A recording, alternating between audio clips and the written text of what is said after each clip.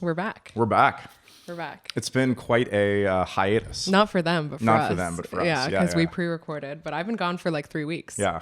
We haven't recorded in a long time. I'm rusty. Where did you go? What can you say about where you went? I went to Canada. You did? I did. I went to Canada. I've actually only been to Canada one time before, like Toronto. I went to Toronto on like a weekend trip when I was in high school. Besides that, I'd never really been to Canada. And I went to London, Canada, which is like a small-ish I literally town. thought you were going to London. I know, everyone did. I literally was everyone confused up until this very moment. I'm like, wow, you went to Canada and the UK. No, I went to London, Canada, where guess what? All the streets are named after various British royalty. There were so many billboards that were like, R.I.P. the Queen. We love her so much. Yeah. More than other parts of Canada? I don't know about other parts of Canada, but I'm just saying like Canada do be loving British royalty still. I'm just wondering, is it like, did they just really try to embrace the name? They definitely like, we're called try. London, Canada, yes, so like we really care about the Queen. river that runs through London, Canada is called like the Thames. Wow. Yeah. Pretty cucked.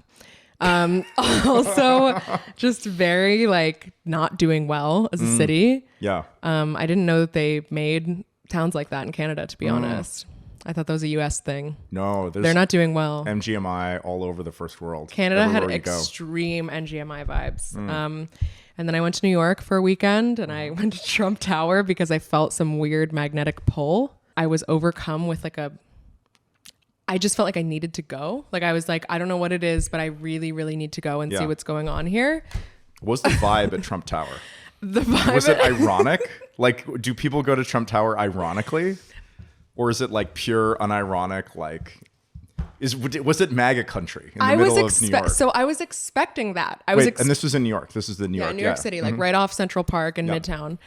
Trump Tower. There's like the lobby where like Trump announced his presidential candidacy, where he like was going down the escalator and like waving and like whatever. Yep.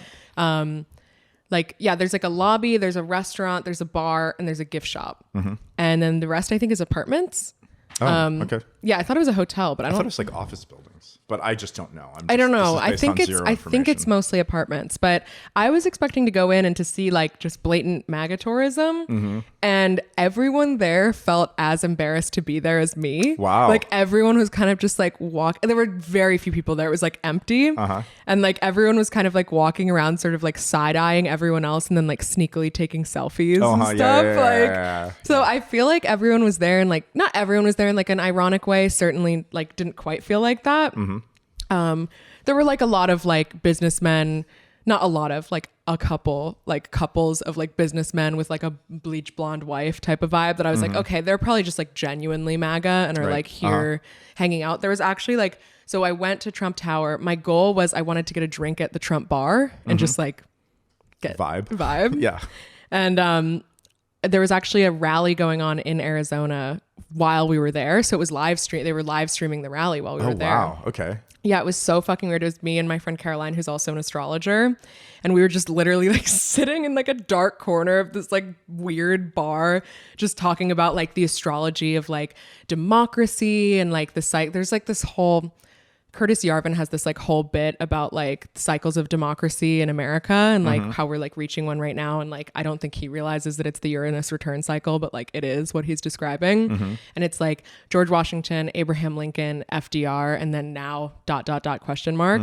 So we were talking about like, is it Trump? Like, is Trump this like thing? Like, I don't know. It's like kind of weird. It feels like, it really is. I mean, Trump really did lay bare the absurdity of it all. Yeah. You know, in a way that nobody else has. I mean, when you elect somebody like that, it's really surprising to me that it kind of increased vicious tribalism instead of people like stepping back and being like, wow, maybe this whole thing is just like really dumb. Yeah. You know? Well, that's why it feels like we haven't like maybe reached a climax of it yet. You know what I mean? Like it feels like, but I can't tell, like, is Trump 2024 going to be like a thing, or like, is it going to be somebody else, or like what? Like, I think Trump has been like so fully deplatformed that he kind of doesn't have a chance at a mainstream candidacy. Maybe. I don't know. Like I go back and forth, honestly. But I think, so Trump Tower, so yeah, so we were at the Trump bar, we were having this whole conversation like in like the corner of the bar, and then like we're going to leave and I'm like taking a selfie with like one of the Trump portraits, obviously. And this guy in like a jack-o'-lantern hat like turns around and is like, if you go to this corner over there, you won't get glare on the frame when you take it. I was like, oh, thanks. And I like take it. And then he just starts like spewing out facts about like New York. And he starts like telling us, he's like, there's a statue of Abraham Lincoln here. It's the oldest statue of Abraham Lincoln. There's a statue of George Washington over here. And like, he's like literally just telling us about the things that we were talking about. And I was like, were you listening to our conversation, or are you like a weird demon sent to me from like a portal within Trump Tower? Maybe just the 2 A's in MAGA stand for autistic. Double autism. Double autism. Yeah. Yeah, he definitely felt like it. And then I found out that like, before I had gone, one of my other friends had also felt a pull to go to Trump Tower, and he lied and told everyone that he was with, that he was like going to meet up with a friend, and like just went off. And then he went to Trump Tower also. So like clearly there's some sort of something. I wonder if there's some sort of like karmic thing where it's like built on a ley line or a nexus point. Like I think there's some like confluence of spiritual energy. I think so. I think at Trump Tower that created Donald Trump, that imbued him with this like chaotic spiritual energy. Well, Trump created Trump Tower. But I think the thing is like a lot of the apartments are owned by like people that are like wanted for crimes in other countries, like financial crimes, mostly like stealing your mom's inheritance type of shit, like on a large scale. On a large scale, yeah. So I'm wondering if like maybe they're doing some like weird satanic portal opening things in one of the apartments in Trump Tower. And like maybe they're doing it accidentally. I mean, like the paths that these people trace through life. It's just engraving really eldritch runes on the city of New York. Yeah, there's just like lines being drawn out that are like no idea what they're doing. No, totally. There's definitely something going on. So that was fascinating. And then I went to New Mexico for 2 weeks, and I just hung out in the desert and just vibed. That was cool. Shot a gun for the first time. Awesome. How was that? It was fine. Yeah. I don't know. Yeah. I like shooting guns. You it's like fun. it? Well, I don't love it, but I just think it's fun. I've only done it a few times. I don't really have any desire to do it a whole lot more, but I definitely have enjoyed it when I've done it. It just is very loud. That's the thing I don't like. I don't like the recoil. I don't think I'm like quite strong enough in like my forearms to be able to like really control a gun. Yeah. My nail, like I don't have like good grip strength. Like I'm not really meant for gun shooting, I don't think. I really like, I don't actually really like guns that are very big or that make loud noises or make a lot of recoil. I actually like tiny, like accurate like .22 rifles that you just like shoot a Coke can from like a few hundred meters away. It just feels really good. Yeah, no, that's even that though was too much. I liked shooting a rifle. I shot a rifle and that was like more relaxed. But they were like, that has no stopping power. Someone's just gonna keep charging at you. Like they don't even feel that. And I was like, can't win. You know. Yeah. But yeah, so that was my 3-week excursion. Nice. Welcome back. Welcome back. And I guess we haven't even talked about what we're talking about this episode. No, not even. Although it's right here in the middle of the frame. Yeah. For anyone who's watching on video. So yeah, I think this is a book. We're going to talk about The Sovereign Individual: Mastering the Transition to the Information Age by James Dale Davidson and Lord William Rees-Mogg. Also authors of The Great Reckoning, the book cover tells me. And we're going chapter by chapter. Yeah. So we're really book clubbing it. Yeah. We haven't read, I didn't read anything after chapter 1. Me neither. Yeah. So we read chapter 1 and we're just going to kind of do chapter by chapter. I think maybe like once a month, probably. Like whenever you see a Sovereign Individual episode, it means we didn't have a better idea for an episode. I don't know. It takes a lot of preparation to read so many pages, you know? Like 50 pages. So this Look book, at all these notes. We took so many notes. A lot of notes. It was a lot of preparation. So this was originally published in 1997. So this predates Bitcoin by a lot. Yeah. And I think the interesting thing about it is that when you read it, I feel like it's really talking about Bitcoin. Totally. Right? Like it's like what other, I mean, I guess there are other technologies, but none that have had seem to have the same potential for creating the sweeping changes that Bitcoin could create. Well, what was like the state, like what I don't really understand is like, what was their technical know-how in terms of like understanding cyber money? Yeah. Like when they wrote this, because they really, they directly say like, there's going to be cyber money and that's going to be difficult to trace and to tax. Yeah. I mean, thinking about it, 1997, like personal computers were a thing. Mm-hmm. The internet wasn't incredibly widespread, but people were starting to have access to the internet. Smartphones were not a thing, so accessing the internet was entirely at home on like on a PC. I think they must just kind of be futurists. Yeah, because this says that the main guy is a venture capitalist and entrepreneur. who did invest in tech stuff. And then the other guy was editor of the Times. As I was telling Casey, this guy, the Lord of this book, was editor of the Times from like 1967 to 1981, something like that. And so he was editor of the Times whenever we got off the gold standard. Yeah, right. And then Satoshi Nakamoto, Genesis block message. The Times declares chancellor on the brink of second bailouts for banks. I just feel like it's a interesting coincidence of coinciding the Times references. Yeah, I don't know. I feel like we should get into it because we have like literally pages of There's so thoughts. much. Yeah, there's tons here. Yeah, there's tons here. Should we start with talking about the fall of nation states, which is probably the biggest like thing that the sovereign individual harps on? Yeah. Let's see. Do we have any good quotes? We have lots of quotes. I wrote down so many quotes. This book is so quotable. The way they write is like insane. Oh yeah, because they're kind of bombastic. They kind of go ham. Yes. Yeah. If you're listening, like definitely read this. It's a fun book. You can probably download a PDF for free of it somewhere. That's what I did. Very sovereign individual of me. Yeah. Okay, I'll go with this quote. The liberation of a large part of the global economy from political control will oblige all remaining forms of government to operate on more nearly market terms. They will ultimately have little choice but to treat populations and territories they serve more like customers and less in the way that organized criminals treat the victims of a shakedown racket. I said, this is Casey's dream world. Yeah, absolutely. Yeah. When I was reading this, like, I was like, wow, Casey's going to fucking love this. Yeah. Like, well, like I've been thinking a lot about, well, I think it's good to think about. We all kind of hate the government for different reasons. We'd like the government to be different. We'd like it to make less stupid decisions. And it's good to drill down into why governments suck, right? And the reason that governments suck is that they aren't constrained by the forces of competition. They neither have incentives that guide them to do good things, nor constraints that cause them to cease to exist when they suck too bad. But I mean, the liberation of a large part of the global economy from political control means that what they're getting at is that a lot of economic activity will be beyond the reach of governments. And so governments can't just like create arbitrary dictum anymore. They have to, if you can choose to be under the sort of aegis of a government, if you can choose like where your enterprise, where your businesses are located, the government has to treat you like a customer, right? Not like this captive sort of cow to be milked for,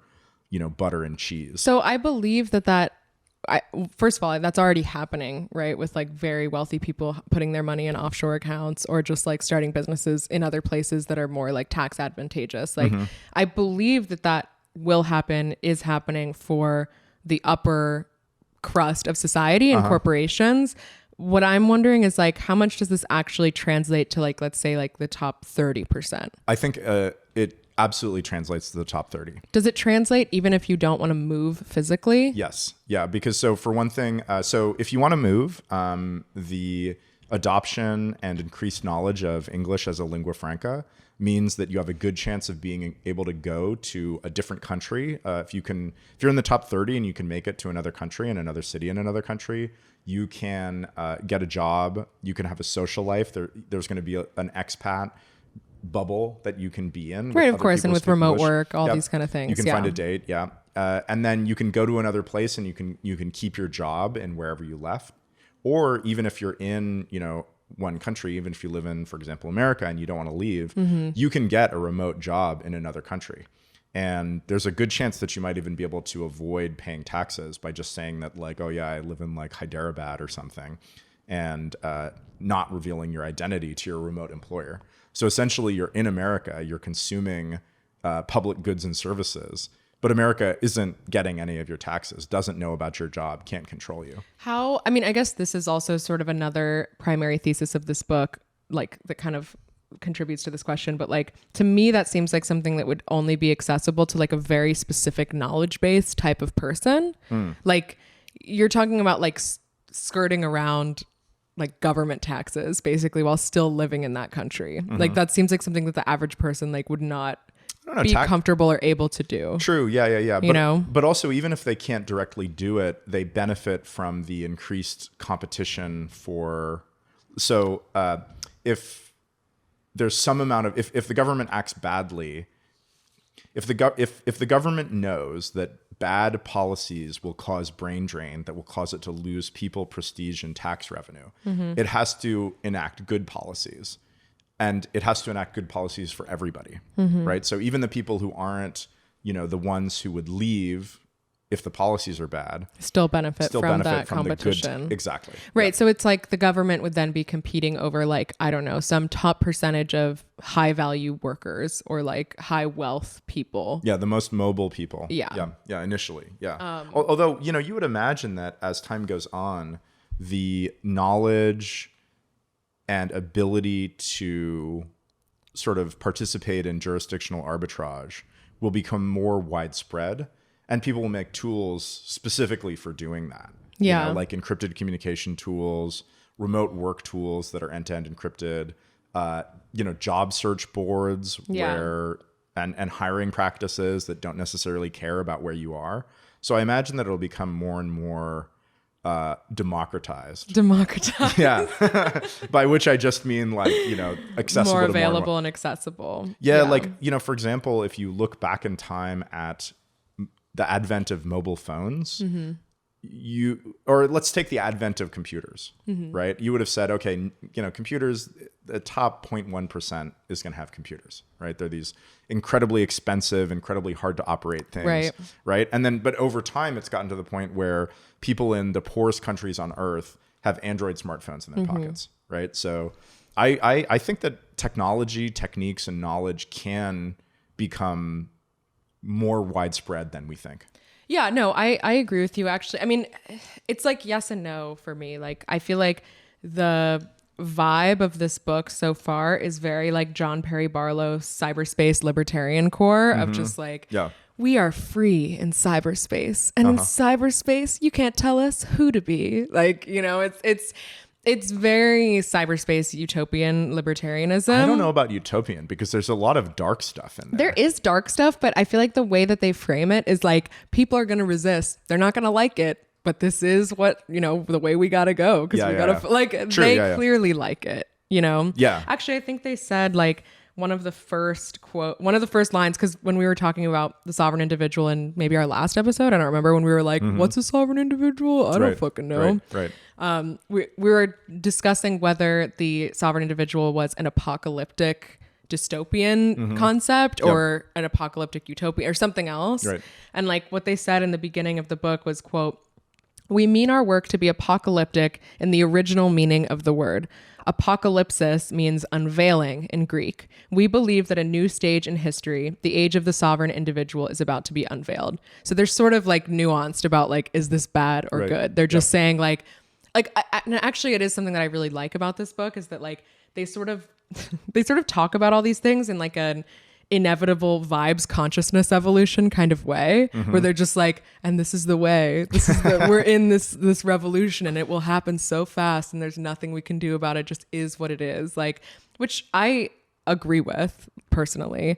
But I don't know, I think like it feels like, yeah, I don't know. It feels like they're sort of like stating it in this like they're clearly pro sovereign individual. Seems like it. Yeah. I mean, it sounds like they think governments are mostly incompetent and that we'd kind of be better off without them. I mean, when you describe governments, like current governments as behaving, like organized criminals who treat like organized criminals engaging in shakedown rackets. Yeah. Like you're not positive on the current state of government. No.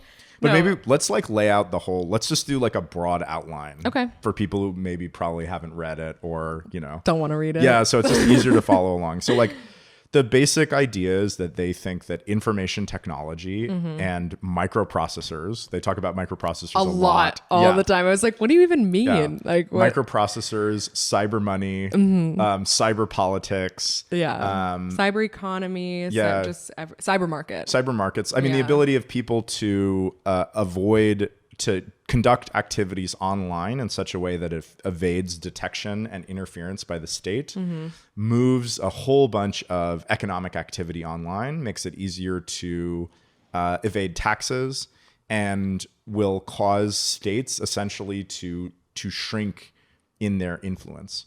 They also like I don't know what exactly kind of world they imagine. I mean, we've only read the first chapter. Yeah, we'll see. Yeah, we'll see. But like, it sounds like they're imagining a world where like so much of human activity is sort of done in a way where it's like neither here nor there. Like it's online. Like, and I wonder how that meshes with the realities of physical production of factories and all that. But we'll get to that later.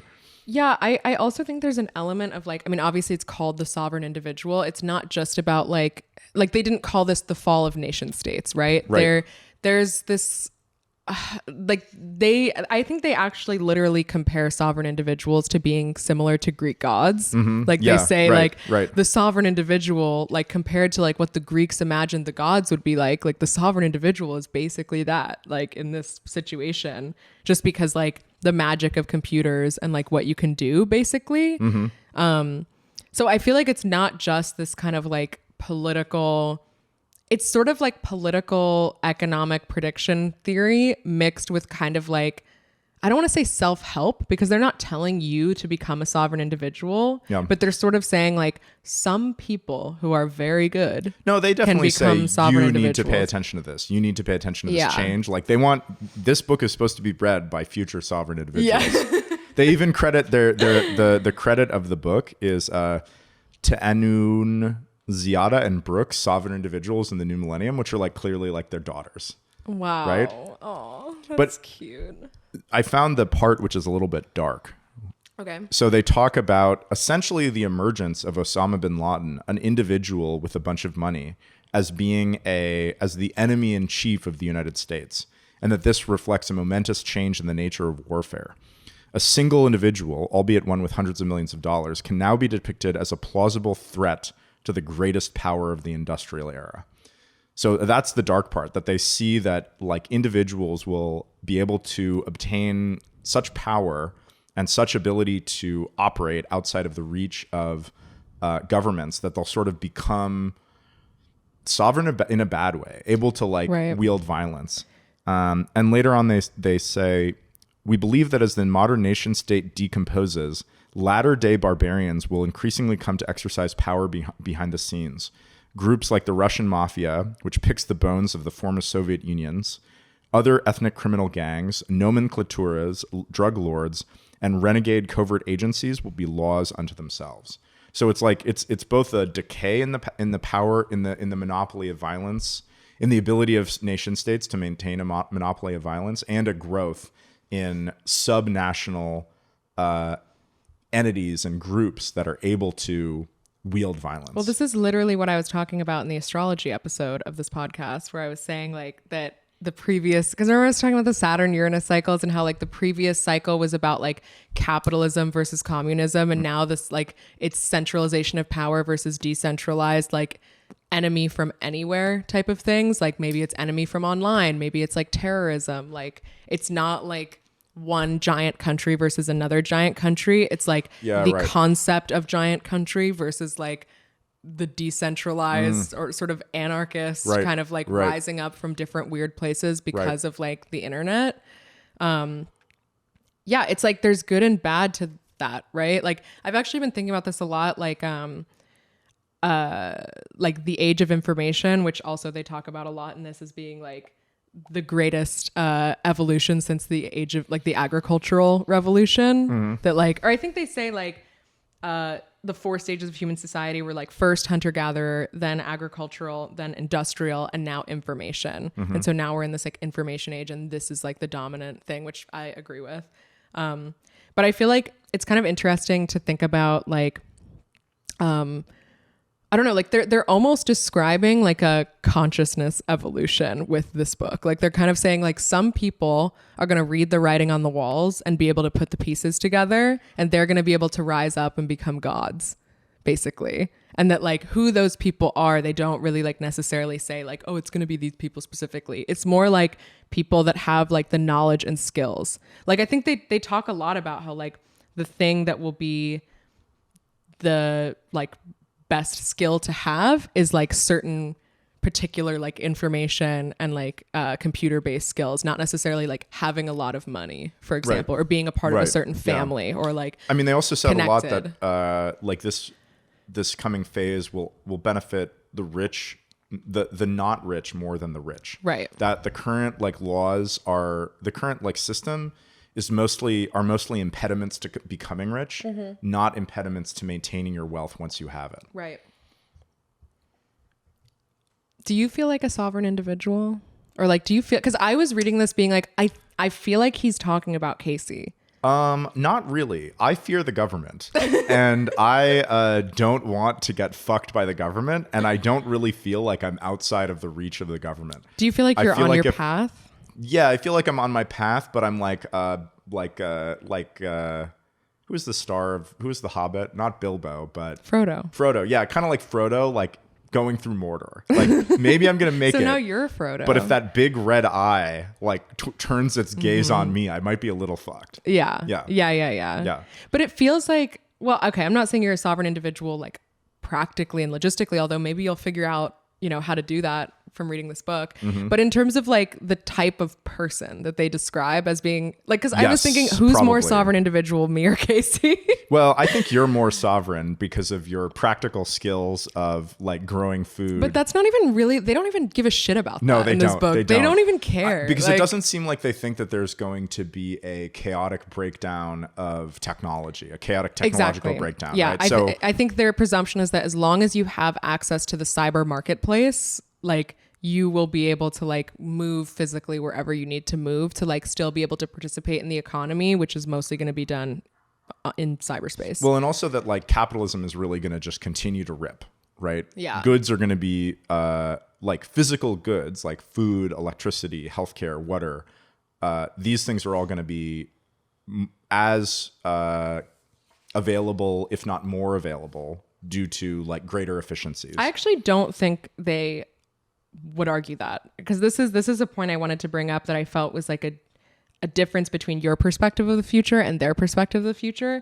They specifically say like that during the industrial age, the top 15% of the world lives in unearned comfort. Right.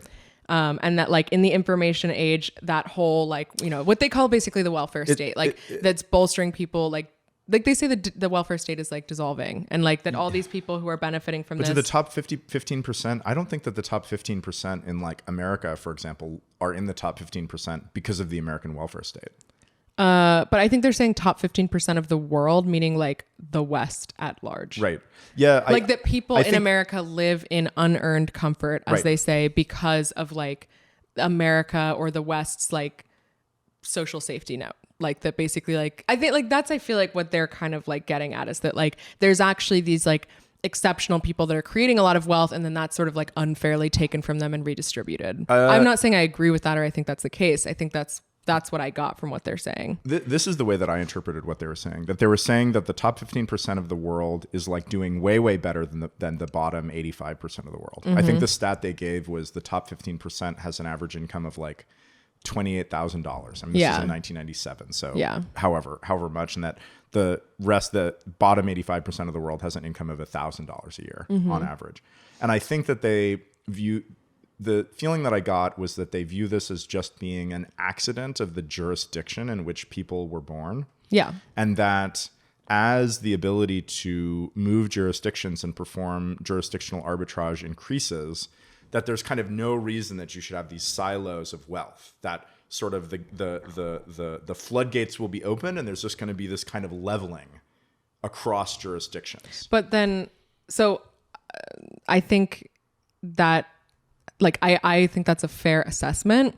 I think the reason why I don't think that's what they're saying is because that would just be a redistribution of the 15%. Like the 15% would, whatever. Maybe not really it would, a redistribution, but that like, for example, that the bottom 85% would have access to job markets, access to technology, access to et cetera, that would allow them to compete away the unearned wealth of the top 15%. I feel like the vibe I got from it was more like that the sovereign individuals will like liberate themselves from having to support everyone else, that like then they can go off into their like hexagons in the middle of the ocean and like do their thing, rather than like what do you say, hexagons? That's like the libertarian hexagons. They like have these little hexagon like structures that are supposed to be like sovereign nations in the middle of the ocean. Yeah, they're always trying that shit. Yeah, they like Minerva. They had an island or something for a little bit. Yeah, they love doing that shit. So I guess I sort of just disagree with both takes. I think that the top 15% of the world doesn't live in unearned comfort. I think that they have stability, rule of law, relatively liberal governments, relatively stable currencies relative to the rest of the world. There is some aspect of, sort of like the American privilege of printing the dollar, but that doesn't really explain Canada or Europe and other parts of the world that are China, South Korea, Japan, Taiwan. I think those countries are just run better, and that's why they're wealthier. Mm-hmm. And so I don't think that somehow goes away in this coming transition, because I don't think that it's unearned. I think it's just, well, the jurisdiction is run well, and so it's wealthy, and the people who live there are wealthy. I kind of do feel, unearned is like a weird way of saying it. Like, I don't think it's like unearned, but I think it's more like a product of like, situational, like luck, basically. Like, were you born in America or somewhere else? And I do feel like that is, personally, I feel like that is going away as sovereign individuals, whatever, can liberate themselves from like having to be beholden to their government. That's correct. But I also think that governments being forced to be more competitive will force all of these shitty countries to just have better rules. But what do you mean by shitty country, better rules? Massive amounts of bureaucracy in India, crazy taxes, weird tariffs, weird protectionism, crazy labor regulation, right? Those are the things that I think, insane money printing, incredibly corrupt politics, incredibly corrupt policing, right? These are the reasons that the bottom 85% of the world is poor as shit. So if governments are forced to be competitive, then I think they're just going to make better policies, and the lot of those 85% will get better due to those better policies. I think that like the wealthy are just going to like move around with their money and just like hoard it and do whatever they want with it. And then like everyone else is going to be fucked. Yeah, I don't think that's how it works. I know. This is just a fundamental of the world. I do think that it is true that wealthy people will be the first to escape. Yeah. Right? If you have resources, you can get out of bad situations. Right. I don't really use the word hoarding wealth, but yeah, they'll protect their wealth from governments who seek to steal it from them. Right. And they'll be able to do that more and more effectively. Well, I mean, the government, like in the US, employs like 10% of the population or something. That's right. Like, so if that goes away, regardless of like if those people then develop other skills that make them more useful in a different way, like they that's don't have still to do a anything. level They of... can sit in dark rooms and they'll still be having a net more positive impact on the world. No, but they're not going to be making a salary. Like, how are they going to support their lives? This is what I'm saying. Job. Okay, but this is what I'm saying. Get a real job. Like this, like I think that this is why I tend more towards an apocalyptic reading of like this future, whereas I feel like you're more like, no, this is going to like create abundance because we're going to be liberated from the bureaucracy of the government, and like that's going to make everything so much better. A little bit of a straw man, but that's fine. That's okay. I'll take it. I like don't disagree in some ways, but I think like the chaos of that transition is going to be very bad. Like I don't think that like people that have been working for the government for decades of their lives, and because they were promised a pension at the end and didn't have like a desire to do something greater, that like those people are going to lose their job and all of a sudden have this like, whoa, like maybe I could go get some useful skills and like benefit my community, blah, blah, blah. Like, I think those people are just going to be angry. No, they're going to listen. People get fired. What do? They look for a new job. But in mass, like, yes, on an individual level, but these people are cucks. These like government bureaucrats, they're like non-agentic cucks who work like desk jobs. Well, there are lots of desk jobs. They'll find another desk job. This also, I think, is like another thing that I feel like is my more apocalyptic reading of the sovereign individual, is that like, I kind of feel like they don't, so far, we'll see how much like more they go into it. Obviously, we've only read chapter 1, but I feel like they're sort of glossing over the fate of all non-sovereign individuals. To me, maybe I think this is where we differ. Okay. So like, I think like, oh, governments losing their ability to sort of to subjugate people will force them to be competitive in their policies, and will make them make better policies, and then everybody will be better off.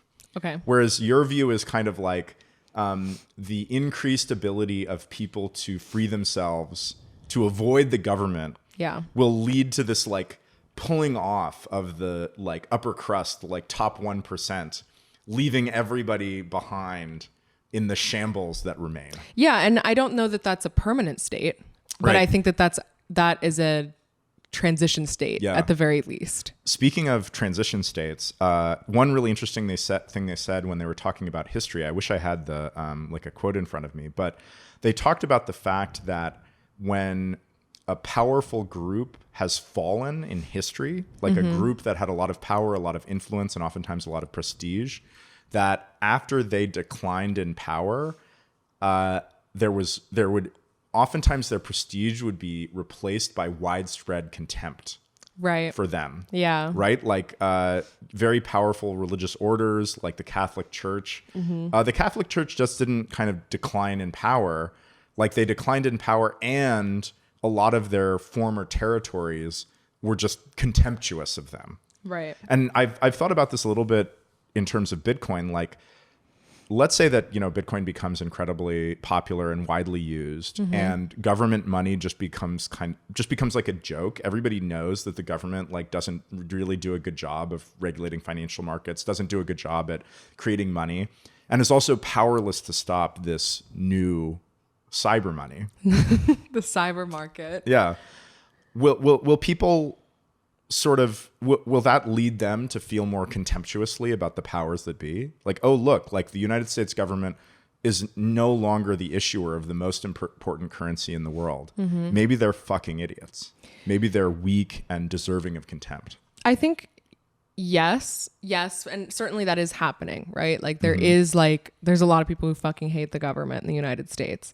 But what they also talk about in this book that I think is also definitely happening, they talk about like the Luddites, that like there will be this like rise up of people that are just going to be like, fuck this new situation. Like we're not about like anti-technology or anti like whatever. I mean, the no coiners. I mean, no coiners are the Bitcoin version of this. They're these Luddites in the context of Bitcoin who see this as a threat. They see that like this threatens everything they do. Yes. And so they should oppose it. And I think like that will compose a large percentage of the population in Western countries. Like, I mean, that is like the ESG narrative, basically, in a nutshell, is like, let's shut down like these new things. Right. We need to like go. It's a Luddite movement, ultimately, you know? I wonder, I think it has a lot to do how sharp the speed and the chaos of the transition has a lot to do, will determine, I think, how strong that counter reaction is.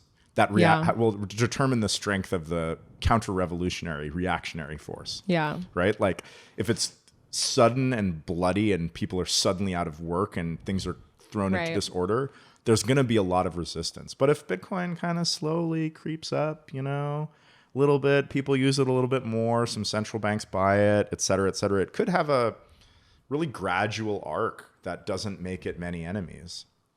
Maybe.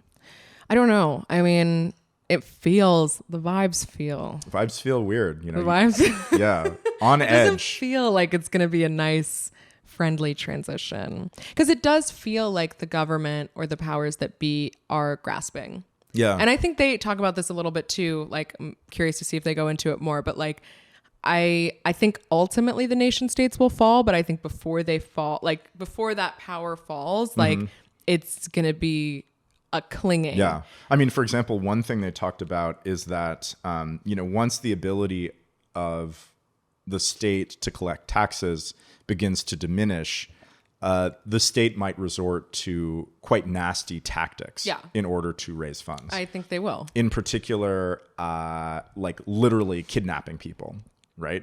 They see some rich person who has like a big ass house and a bunch of Teslas or whatever and a bunch of hoes. And they're going to go and be like, all right, well, you're not paying your taxes. We can't prove that we don't know your money flows, but clearly, you have all this shit. We're just going to put you in jail until you like relinquish some proportion of your tax, of your wealth to us. Yeah. I mean, I can definitely see that happening. I think it's already starting to happen. I think governments are incompetent, but they also like crave power and will do anything to maintain that. So while they might like ultimately lose and not do a great job, like long term, I feel like there is going to be a chaotic and difficult transition period. One sort of counterexample to that scenario that I just described is Argentina. Nobody in Argentina pays their taxes, like absolutely nobody. And that's one of the reasons why the government resorts to such enormous amounts of money printing that create crazy amounts of inflation. Right. So that's sort of like a positive signal that maybe if they can't, at least in Argentina, it seems like when they can't pay their when they can't raise money by collecting taxes, they print a bunch of money and cause inflation. But Bitcoin sort of hems them off from that. That's not an option if nobody wants your money. Right. I mean, they do also in this book predict money printer go, brr, you know, right. like they're like, yeah, like the rise of cyber currency is going to be like partially with the rise of money printing. And then they say, quote, only the poor will be victims of inflation. But that I feel like is I mean, you know, maybe this is just a different perspective on it, that they're obviously choosing to focus on the sovereign individual and not the everyone else, right? That's the book title.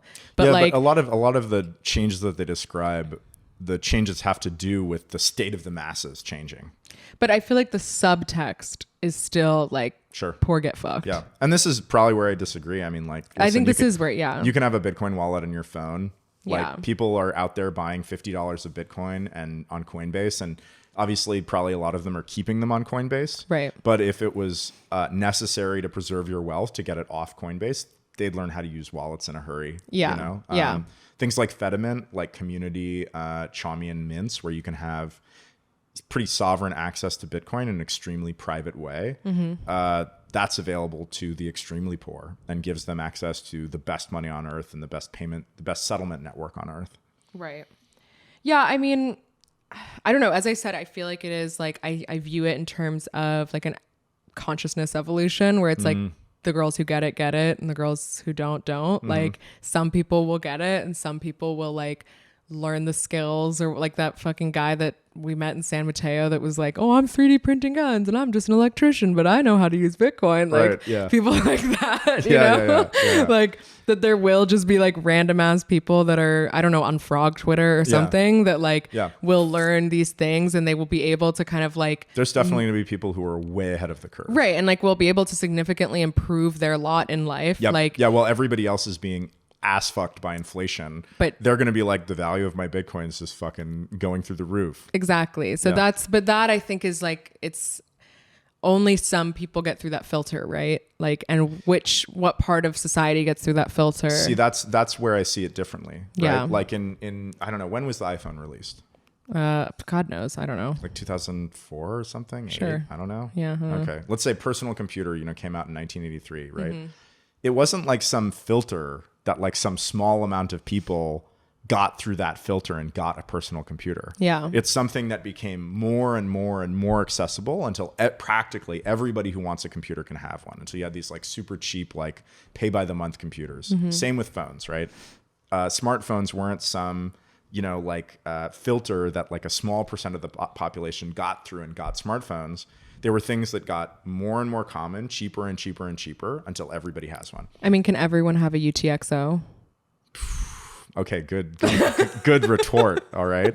I'm just saying. Got me there. Yeah, no, I mean like, well, but with things like Fedimint, where essentially you have joint ownership of UTXOs and channels, not everybody can have their own UTXO, but everybody can have their own balance on a Fedimint node. Sure. Yeah. Yeah. I mean, I obviously I'm not like apocalyptic about Bitcoin future, like, or I wouldn't be obsessed with it, right. But like, I do think that there's like, I think this book sort of overestimates the power of this revolution to like overtake large scale violence. Like, it's very optimistic. I 100% agree. Yeah. I think I have a lot of doubts like you, that can this really bring, how many people will coming technological changes lift out of the grasping claws of nation state violence? Yeah. And I think the one observation that one has about the world is that a lot of important enterprises require some fairly large, fairly permanent physical footprint that will be very hard to abstract away into the cyber economy, right?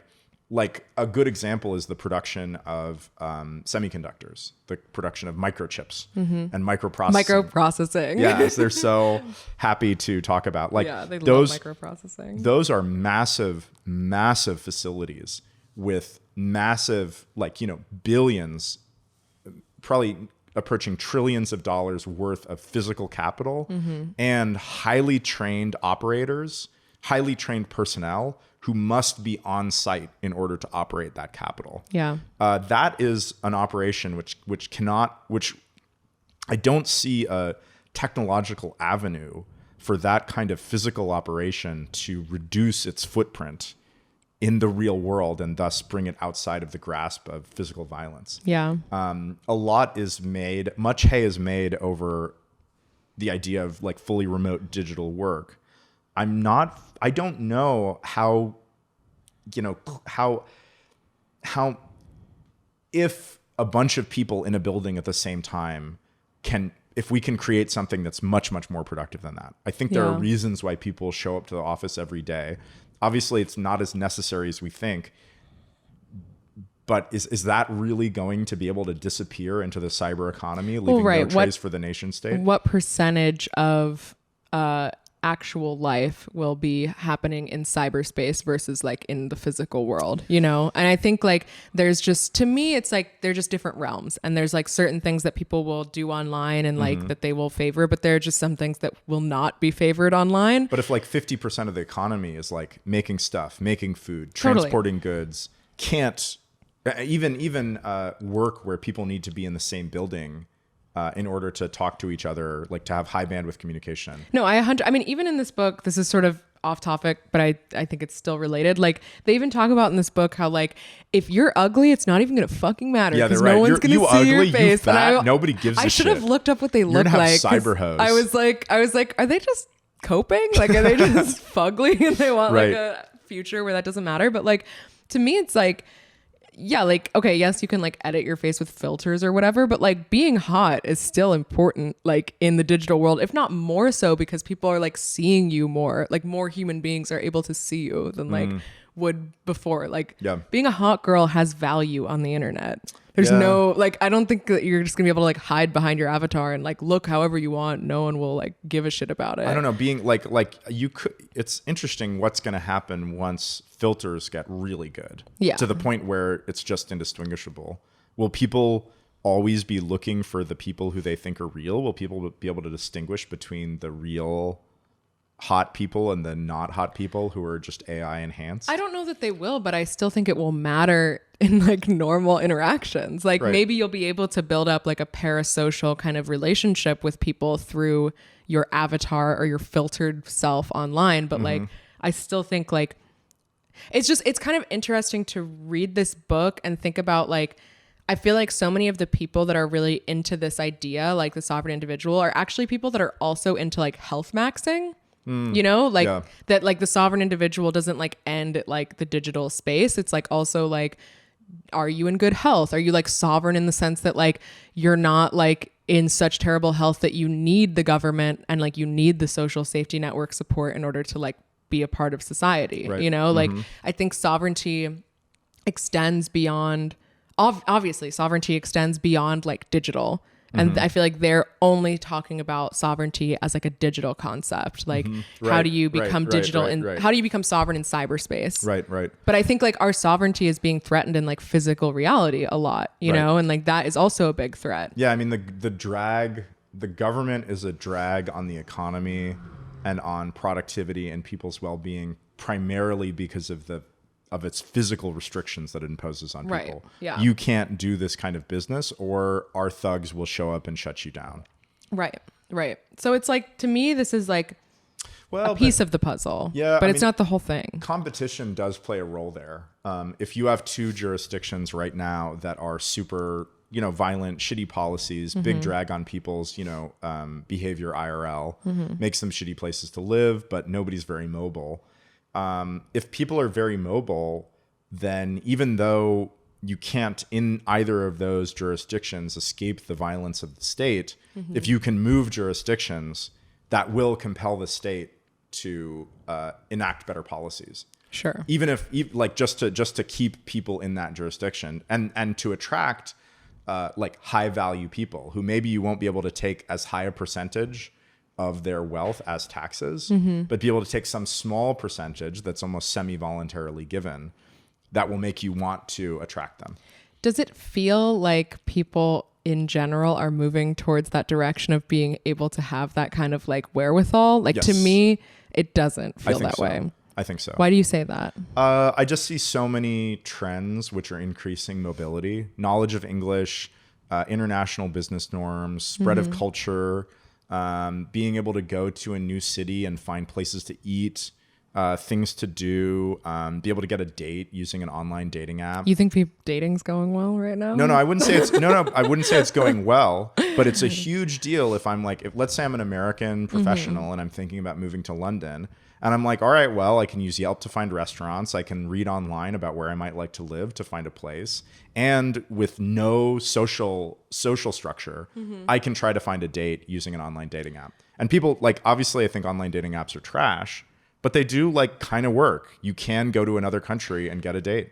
Yeah. And that increases mobility, and that decreases the ability of governments to keep people or expect that people will stay in one place. I think it's that I don't think that governments are the only threat to your like sovereignty, though. I think, like, for example, like, I think dating apps are bad because dating apps want to keep you on dating apps, you know? And so, like, dating apps are not even in the same league as the government. All right. Tinder of course, Tinder has some fucked up incentives, sure, but like the government wants to take my shit and throw me in a cage if I do certain things. Like, they're just in different tiers. Of course. But I'm saying, like, I think like what you're describing in terms of like sovereign individuals having the, like people becoming sovereign individuals, basically, like having the sort of like situation, knowledge base, income flow, whatever, to be able to actually challenge the government. Like, how many people that actually is, I think is relatively low. And I say that because I think like people are kind of becoming more dependent on structures, whether that's government or just sort of like the structures in their lives. Like, I don't necessarily think people are like moving in like a sovereign individual vibe. That being said, I think that there are people that are, and like, good for them. And they might be enough to like make the change that then sort of like challenges the thing. I don't think that people really need to challenge the government. I think that people need to have the ability and willingness to leave. Yeah. I think that is what really does it, is that and this doesn't, it's on the margins. Like, it's a marginal change. Like, okay, 100 years ago, 1% of people, aside from like, migrants and stuff like that, a very small percentage of people could, pack up and successfully make a change and go to another country, or even have the idea that you could, or not be so intimidated in doing it. And then it's 2%, and then it's 6%, and then it's 10%, and then it's 15%, and then it's 25%. Maybe it's not going to get to 100%, but the percentage of people who can like pick up and go somewhere else is getting higher and higher. But I guess, like, is that the primary like challenge to these governments, is people picking up and leaving? Yes, because are you going to leave America? No, but I could. Right. But also, I don't know if other places get good enough. But also, I if I was younger, that's another thing. Like, I'm pretty like lifer American at this point. We're digging your grave right now. Digging my grave. Yeah. Listen, I'm digging my own grave. But like I actually think that governments, it's interesting to think about like what would make governments compete. Well, like governments are fractious, non-agentic things. They're composed of a lot of different actors, often with non-unitary entity composed of many different actors that have many different goals and motivations. Politicians like to get reelected. They want to like produce good outcomes. They want to like reduce unemployment and raise wages so that people vote for them. And if highly productive people abandon the country because they can go somewhere else and have a better life, those politicians will be forced to think about what their policies are that are making those individuals abandon the country. Yeah, I mean, I understand the mechanism. I think my doubt, like, okay, so when COVID happened, right? Yeah. This is basically what I thought was going to happen is like, oh, like all these cities that have these like unfavorable sort of lockdown situations, like people will leave them and they'll flee and they'll go to other places. Yep. And they did, but like not really as much as I thought they would. And I also am not sure how like permanent that is. Austin's popping off. Right. Austin's popping off. Like it's definitely a thing, but in terms of like global revolution done because people are willing to move to other cities or countries, I'm not sure that I personally believe that that's enough. Ooh, I don't know. So just my experience of being in the San Francisco Bay Area over the course of the pandemic. Yeah. The Bitcoin scene got gutted. I got added to the Bitcoin scene. You got added to the Bitcoin scene, but many people exited. Well, but Bitcoiners are like very sovereign individual vibes. Yeah, like, and so I'm saying that, like, I'm saying that the percentage of people who are able and willing to do that will increase over time, right? You can go to a different country and you can still have contact with your friends. You can take your money in your brain in the form of a Bitcoin wallet. You know, can like all the things that you enjoy in a current country is going to be available to you in another country. You can watch all the TV shows and movies that you want. I think those are real positive factors. I guess the question is like how much. That's my question. Is how much does that really? Because to me, it's like, okay, if you can maintain your current life and it just becomes easy to evade government control or government taxes, then yes, I do. And it is just a like matter of adopting certain tools or technologies. Like yes, I do think that that's a genuine challenge. But if the actual kind of like mechanism for challenging is like, well, if I don't like it here, I'm just gonna move to Malta. It's like, how many people will actually do that? Is that actually this like big enough factor to provide structural change? I don't know. Like, but to me, I think like the potential for people to just adopt Bitcoin, for example, and to use that, like that to me seems like a mechanism that could actually challenge and like and be accessible to a much larger percentage of people. Exactly. And also people don't even really need to, like, it's weird. People don't really need to, in adopting Bitcoin, they don't actually need to like actively challenge the state or break any laws for that to be highly disruptive to the state. Yeah. If everybody just uses Bitcoin and they pay their taxes, you still can't inflate the money supply anymore. That exactly. Right. Yeah. So this one lever of power just goes away. If people stop demanding the dollar, you can neither print money nor can you credibly issue as much debt as you used to. That to me is the biggest challenge to government that I think like will like this is sort of another topic, but like I feel like a lot of people harp on like Bitcoin as being like a anti-war thing, like that Bitcoin, right? And like to me, like the reason why it's anti-war is because if you can't print money to fund your war, it becomes much harder to justify your war to your people. Yeah, you actually have to be like, you want to spend $1 to go to war, and everybody's like, no. Yeah, exactly. But I think a lot of people like do this weird convoluted like first principles logic where they're like, oh, well, because it's on the blockchain, we can just have violence happen on the blockchain instead of happening in real life. Like having property be on the blockchain will reduce physical violence in real life. And it's like, no, like people are just going to still beat you up for your lunch money or whatever the fuck in real life. Yeah. So a lot of the time people, I mean, I think we're both critical of this kind of thinking where they're like, Bitcoin is energy. By moving money into the world of energy, we'll move violence into the world of energy. Yes, exactly. Right? Exactly. And I'm like, what the like I just want to hear like this. It reminds me of a lot of Web3 stuff. Yeah. Like people talking about like insane schemes. And I'm like, all right, listen, I just want to hear some details. Like I just want you to lay out how we're going to get from A to B. Yes. Yeah. Yeah. So I don't know. I think that's kind of like, obviously we talked a little bit about like their thesis about violence and kind of like, I don't know. I think violence is just like going to be happening. Yeah. Like just generally. Violence is really interesting. I mean, one thing that I think this book is really persuasive about is it says that not a lot of thought is given, not a lot of thought and not a lot of, attention in academia, in popular culture, et cetera, is given to the role of violence in shaping the world. Violence is sort of treated as an aberration. Like, oh, like you have these little pockets of violence in the form of crime or civil unrest, or like large pockets of violence in the form of wars or, violent unrest. But these are sort of like aberrations, and violence isn't really like interesting. Like we don't really have to think about it. But I think their point is that the whole world is every realm of the world is shaped by who exercises violence in that realm, how much, and what forces oppose them.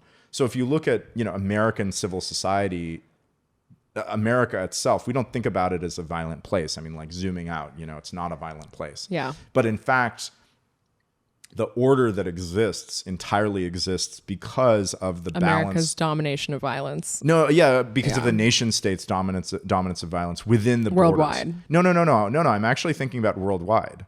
Sorry, not thinking about worldwide. Actually thinking about within the borders. Mm-hmm. Like, why is there a rule of law? Well, it's because the cops have a monopoly on violence. Right. Right. And I think that's where they say like large scale violence decreases, small scale violence increases. Yes, I agree with that. Right. Yeah. As these but I kind of don't know. I don't really see. I mean, I guess I think certain. So I think some policies of the government, particularly around victimless crimes, will become more and more untenable as the consequences of creating highly lucrative arenas outside of the rule of law increases. So like tax fraud? No, not tax fraud. Tax fraud is not that. Like violence. Like drugs. Right? Like if you can effectively nonviolent offenses. Yeah, not victimless crimes. Yeah. Right. Yeah. I think victimless crimes are the hardest to enforce because with a crime where there's a victim, there are people everybody's trying to avoid justice. Everybody's trying to avoid the crime, and if it happens to them, as long as they don't die, they're going to tell you about it. They're going to tell you like, hey, I was subject to a crime. But a victimless crime is just two people trying to do a deal, right? Of some sort. And so they're very hard to police. And I mean, we've already seen large paramilitary organizations, because of the opportunity created by the war on drugs, become more and more powerful and become more and more sovereign. Right. Like, for example, I forget I think it was in the last 10 years, the Mexican government took a high-ranking member of a cartel. They imprisoned him. They captured and imprisoned him. And then his cartel basically started like getting in their like Humvees and shit and starting to like physically challenge the Mexican government with like violence. Yeah. And the Mexican government backed down and released him. Yeah, I think the cartels are a good example of like the large scale violence like going away for more small scale like warlord type shit. But I actually think that this is entirely a avoidable and self-inflicted wound. Sure. I think if you made drugs legal, cartels would essentially the illegal drug industry would bloodlessly transform itself into non-violent businesses providing drugs over the course of 30 years. It's very hippie of you. No, I just think it's like reality. I mean, I agree with you. Yeah. But it's like these people are there's demand for drugs, and in order to meet that demand and make money, you have to step outside of the rule of law and like do violence and subject others to violence. Sure. And once people are allowed to meet that demand without stepping out of the rule of law, well, you can meet it much more efficiently by not engaging in violence. Violence is extremely costly. Right. So nonviolent production and distribution of drugs will just outcompete violent production and distribution of drugs if it's allowed to exist. Right. With no intervention necessary. Yeah. I mean, that seems like an easy. I'm like, come on, let's just fix that. Seems easy. Yeah. But government incompetence. I wonder if there's other things that they would say that will, like these what other examples of small scale violence increasing and becoming more prevalent and I think competition over resources, like if you have, places with large amounts of drought and you're fighting over water, like I think that could become like a small scale sort of thing. And I think that's actually like pessimistically, I think that's what the cartels will transform into in that area, regardless of the drug situation. I think they'll eventually just become like a water and resources sort of fight, Mad Max style. So I think that's an example of one where it's like, if you have decreased resources to support populations, you're going to have more small scale violence between those populations. One interesting thing they also talked about was the return of more varied forms of government, more varied entities that perform some of the function of governments. Mm-hmm. Like they mentioned the Order of Malta, like the Sovereign Order of Malta, which is a Catholic lay military order, taking control of Fort St. Angelo in Malta, which is in 1998, was it? This Catholic order signed an agreement to take control. To take control of part of this fort in Malta, along with a whole host of extraterritorial privileges, being exempt from like search and seizure, being allowed to do all sorts of things, and not being subject to the standard, normal government of Malta. Which I think is like, it's a very interesting thesis. We haven't seen much of that aside from that example. Although actually, I mean, I guess the free trade zones, special economic zones have become more and more common all over the world. There's a shocking number of special economic zones under which... Like the duty-free area of an airport. Yeah, that's not exactly what I was thinking of. Mostly they're mostly like border areas with a lot of like factories where people are allowed to like receive materials, process goods, and send them out again, and be exempt from certain tariffs that those activities would usually incur outside of the special economic zone. So that is a sort of an example of an emergence of a kind of patchwork, of a kind of limited patchwork where different sorts of laws apply. Yeah, I mean, I like that idea. Like, that's like my like anarchist utopia idea is like, I don't know, just more like weird, different ways of doing government. Like we were talking before we started recording about like maybe nation states are just like a blip, like in like that we had like more like weird other kinds of government diversity of like governance styles throughout history. And then we came to this like geopolitical global society where everything is like governed by like countries that more or less are like organized in similar ways, and they're pretty big. Yeah, it's interesting how few nation states remain. I mean, like there's like the Vatican, Andorra, Monaco, Singapore, Taiwan's not a nation state, it's big. But there's not a lot. It's a very small number of nation states. They all just got swallowed up into some larger polity. Right. Yeah. Yeah. We're at over an hour now. A couple things. I'm just looking through my notes to see if there's anything I missed. Oh, I like that they said that passwords were magic. That like writing in abracadabra is like like it's what someone would consider to be magic. I mean, I think they talked about this a lot, that the powers of the sovereign individual will look a lot like magic. Like gods. Like gods and demons. Love that. Yeah, that specifically reminded me of the Bitcoin D daemon running in the background. Right. That like is just a little demon in the background running Bitcoin. A lot of stuff in computers is quite fancifully named. It's cute. Yeah. They totally are just like sovereign individuals are gods. I don't know. I just love, I mean, I feel like I've been sort of critical of it in this episode, but I honestly love the way that this book is written. It's like such just like vibes. Oh mythology. Yeah, they're vibes. It's bold. They make crazy predictions. Yeah. They also have this part where they say like, listen, if you're not like just like going off, you are a cuck. Yeah. Right? Like be bold. Like make some wrong, no, it's so cute. They're just like, you know what? Like we should just shut the fuck up right now, but we're not going to. We're going to make our fucking predictions, and good for them. Yeah. The big area where they didn't do such a good job of predicting was Y2K. Yeah. For those who don't remember, in like, what was it, like 2000 or something? The year 2000. Yeah, year 2000. Everybody was like, computers have been using 2 digits for the year field in dates. And when it goes from 99 to 00, there's going to be hell to pay. And everything was fine. I wish I was conscious during Y2K. I was like 3. Like, I don't really remember Y2K, but I would have loved that shit. I feel like I would have been like, I remember totally that going shit. all Yeah, out. Nobody knew. Yeah. Nobody knew what was going to happen. I would have done something crazy. Like I would have like been like, it's the last day before the computers all blah blah blah. Who wants to kiss? You know. Should I can make it a lot lighter if I move this. We're almost done. We're gonna just wrap it up. Yeah. Okay. Just leave it. Yeah. Okay. Let's see. What else do we have to go? Yeah. Y2K. I also love that like they launched into the Y2K right after they like said that they're not being astrologers. Quote, unlike many forecasters, we want you to understand and even duplicate our line of thinking. It's not based upon psychic reveries or the gyrations of the planets, but upon old fashioned ugly logic. And then they're like, but the year 2000, kind of a weird number, huh? Yeah, right. Yeah. Seems like a lot is happening with this year 2000 thing. Yeah.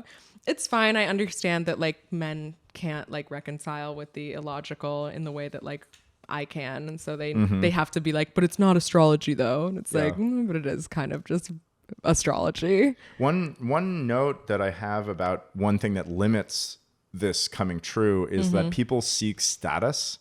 And to the extent that people seek status in person, that limits human mobility. Yeah. One of the primary reasons that I live in the Bay Area is because everybody I know is in the Bay Area and I want to be able to hang out with them. Exactly. And like, if that wasn't a consideration, I would be long gone. That's what I'm saying. Gone. Yeah, that's what I'm saying about like all of this, like kind of like, oh, well, people just will move all over the place. It's like, yeah, like maybe if it's like a really great country with a lot of good beaches, you know, like people will be convinced to move there regardless of like being halfway across the world from like status, people, family, whatever. But like just generally speaking, I think people live in the places that they... fucking boring. Listen, you go to a beach. Disagree. Go to one beach. You've been to them all. What's your favorite natural setting? The forest. The forest. Yeah. I like deserts too. I like deserts quite a bit. Yeah. Deserts. I like the beach. The forest. Sand. Getting sand on me is not my favorite. You just said you thing. like the desert. Yeah, but I mean, like, no, but the beach specifically, you're supposed to like get in the sand. Yeah, and like, I love like rolling around in the sand and like just like picking it up. And, it's great. I feel like it's good for you. Awful. No, terrible, terrible. Picking it out of your ass crack days later. On that note, are we done? Should we? I guess. What's the next chapter? Oh yeah, let's take a look. Yeah, let's read a little preview, a little teaser of the next chapter. I'm actually pretty good at reading aloud, so okay. Next. So modest too. Next chapter is the megapolitical transformations in historic perspective. Yeah. Okay, cool. Looks like we're gonna get a lot of history there. This might be a really boring chapter. In our view, you're witnessing nothing less than the waning of the modern age. It is a development driven by a ruthless but hidden logic. More than we commonly understand, more than CNN and the newspapers tell us, the next millennium will no longer be modern. I'll stop there. It'll be hyper modern. Yeah, postmodern. Yeah, I think we're like that's the thing is that we can't be postmodern. We already did postmodern. Yeah, but I think that's actually one of the things people talk about is that this book predicted postmodernism. So that's probably partially what they're going off about. So we are in the postmodern. Yeah. But yeah, so I don't know when we'll record that episode. Probably in like a month or something. Yeah, or who knows? Maybe we'll run out of ideas for things to do. Yeah, it'll be next week. Next week. Either way, follow along, read along, or not. We basically just talked about that chapter for an hour. Post comments with your crazy unhinged takes. Yeah, wait, give us your predictions. Yeah, your predictions. Yeah, be daring. Be daring. That's right. But yeah, thanks, Casey. This was a great discussion. Yeah. Thanks for suggesting this. This is a good idea. Yeah. I was a skeptical at first, but you know. Yeah, I thought you might just be illiterate and you were trying to hide it. So it's kind of true. I just somebody read it to me. Great. Okay. Well, we'll see you next week. Yeah. All right. Bye everybody.